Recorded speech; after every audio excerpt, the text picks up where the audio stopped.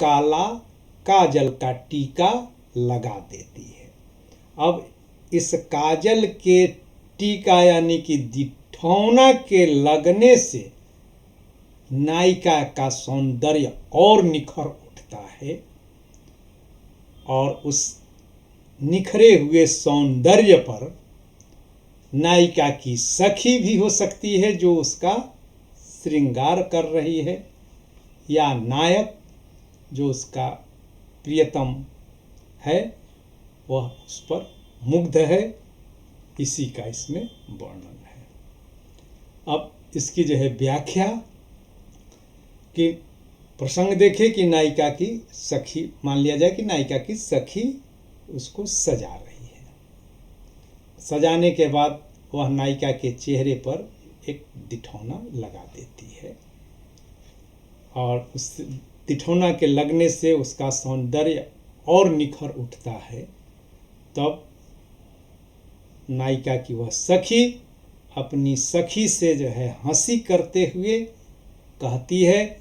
या नायक भी जो अपनी प्रियतमा को अपने समक्ष पाता है तो वह कहता है कि हे चंद्रमुखी, यानी कि चंद्रमा के मुख वाली जो है प्रिय, तूने अपने चंद्रमा रूपी यानी कि चंद्रमा के समान जो है मुख पर जो यह दिठौना लगाया है, इससे तो तुम सचमुच में भली भांति चंद्रमा के समान हो गई हो। कहने का आशय यह है कि चंद्रमा जब पूर्ण होता है, जो 16 कलाओं से जब युक्त हो जाता है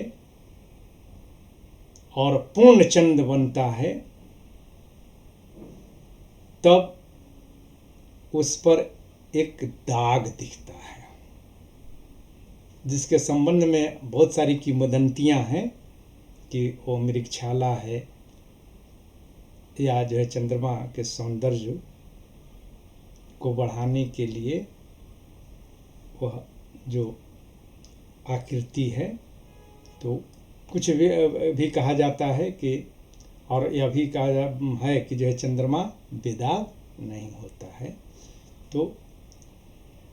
उसी का आशय यहाँ पर व्यक्त किया जा रहा है कि नायिका के चंद्रमा रूपी मुख पर अगर जो है यह दिठौना नहीं होता तो नायिका